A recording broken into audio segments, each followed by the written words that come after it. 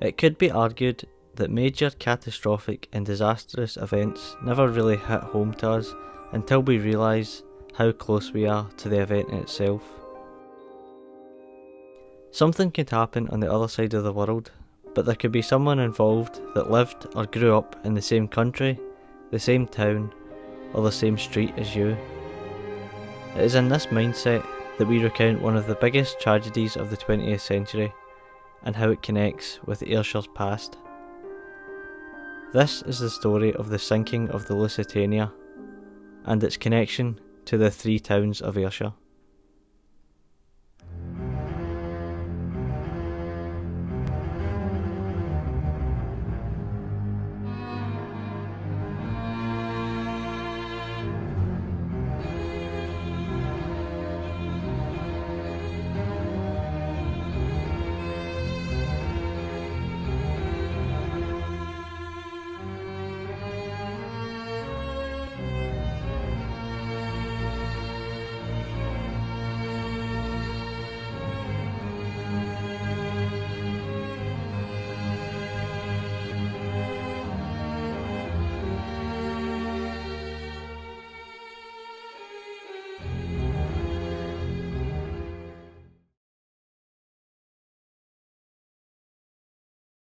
The RMS Lusitania was a British ocean liner built by the Cunard Line, which was launched in 1906 and would earn the blue ribbon for the fastest Atlantic crossing in 1908. The Lusitania was briefly the largest passenger ship in the world until the launch of the Cunard's Mauretania 3 months later. With both of these ships at their disposal, the Cunard Line could offer some of the most luxurious and fastest transatlantic crossings for passengers from all walks of life, and helped many European immigrants seeking a new life in America. The luxury and speed of these ships would lead to a rivalry with the White Star Line Company, most famous for their Olympic-class liners such as the RMS Olympic and Titanic. The Lusitania would have its maiden voyage on Saturday the 7th of September 1907, departing from Liverpool, stopping off in Queenstown in Ireland before arriving in New York on the morning of September 13th, taking just 5 days and 54 minutes. With reports recording that the ship was travelling upwards of 500 miles in a single day. The Lusitania would travel back and forth from Britain to America many more times for the next 7 years.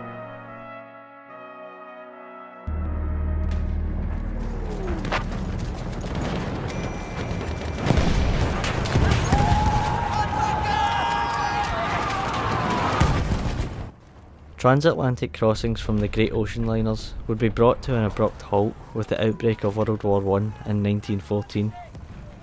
The demand and increase in troop transports and naval combat led to many passenger ships being converted for the war effort, with many becoming hospital ships.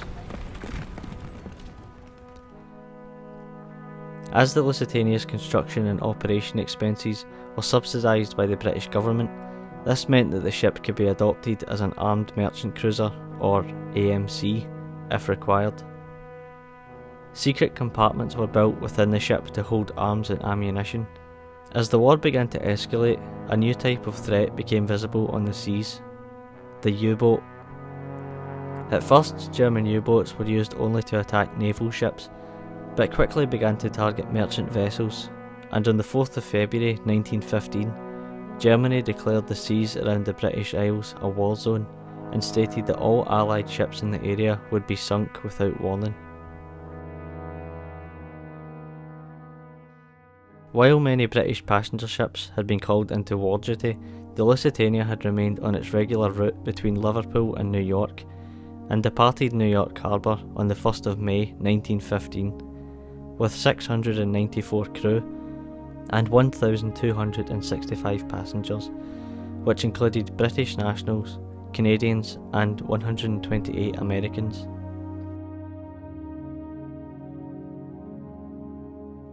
By the morning of the 7th of May, the Lusitania had reached the southern coast of Ireland, and by 2 o'clock that afternoon was only 11 miles off the coast of the old head of Kinsale. At around the same time, the German U-boat U-20, which had been in the area for several days, spotted the ship some 700 metres away. At 10 minutes past 2, the U-20's captain, Walter Schwieger, ordered the torpedo to be fired.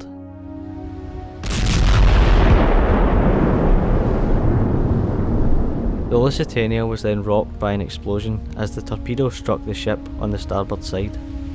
This was followed moments later by a second, more powerful explosion, which historians have argued was the explosion of onboard ammunition and gunpowder.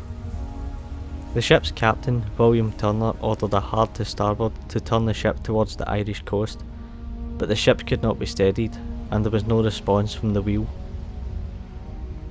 At 2:14, the electric power failed, trapping many people in the lower decks and plunging the ship's interiors into darkness. A minute later, Captain Turner gave the order to abandon ship.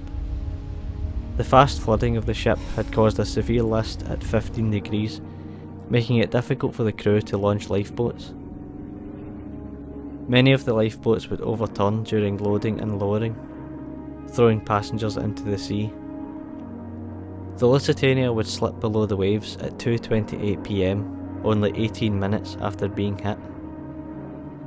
Despite only being 11 miles offshore, it would be several hours before help would arrive to rescue those in the water. Many people would die in the cold waters of the Irish Sea, and of the 1,959 passengers and crew on board, 1,195 would be lost, leaving just 761 survivors. Only 289 bodies would be recovered from the sea, 65 of which would never be identified. 148 of these bodies would be buried at Old Church Cemetery in Kinsale.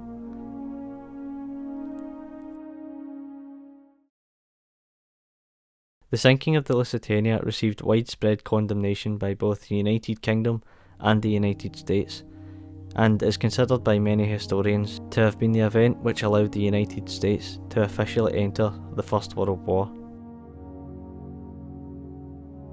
The Three Towns is a small residential area in North Ayrshire, named because the three towns of Saltcoats, Stevenson and Ardrossan are so closely connected. Amongst the passengers on board the Lusitania during its ill-fated journey were several people who hailed from Ayrshire. The Lambie family, which consisted of Mrs. Mary Lambie and her two young daughters, Elizabeth, aged 8, and Mary, aged 2, would all be lost during the sinking. Mary Lambie was born in Saltcoats, but moved to America with her husband Daniel, and had resided in Roslyn, Washington. Mary was returning to Saltcoats due to ill health, but sadly would never reach Scotland. Daniel Lambie had initially heard reports that his family had survived, but would learn the sad truth upon arriving at Southampton Hospital. Daniel Lambie would later tell the press that he intended to enlist in the British Army to avenge the death of his family, but was later killed in action in France on the 24th of April 1917. Mrs. Catherine Gill was a resident of Stevenson, and like Mary was returning to the UK following the death of her husband James in a mining accident in Illinois. It is reported that Catherine was injured by the explosion of the torpedo and later drowned. Catherine's body was buried in Queenstown Cemetery in Ireland after being identified by a Mrs. Elizabeth McKeekin, who some reports have said was travelling on board the ship with Catherine, but it's unknown exactly what their relationship was to each other. Elizabeth McKeekin was another resident of Stevenson and was returning home to her family. She was travelling with her two young sons, James, aged 6, and Campbell, who was only 10 months old. Elizabeth's husband Robert was at home in America with their two older children, 13-year-old Martha and 10-year-old Anna.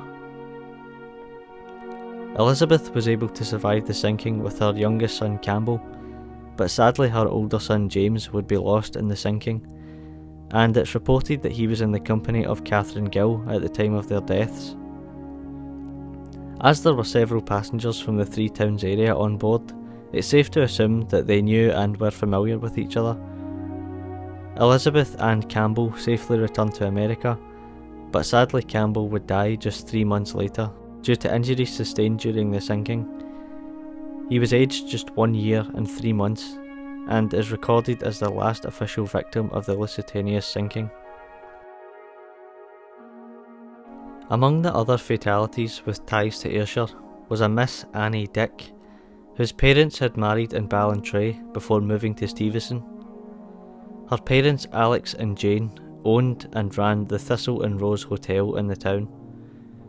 Annie wouldn't survive the sinking.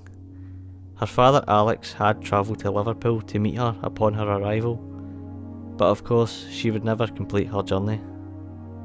Mr. James Lockhart was returning to Scotland, and his parents John and Annie lived in Silcoats, and James himself had previously been married and co-winning. Like the others, James would never complete his journey home.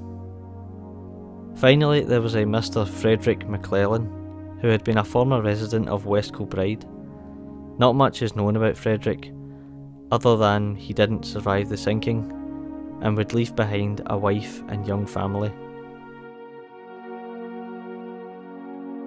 When we look back through history, it's sometimes surprising to find how events which take place far away from our home can still find a way back to where you're from.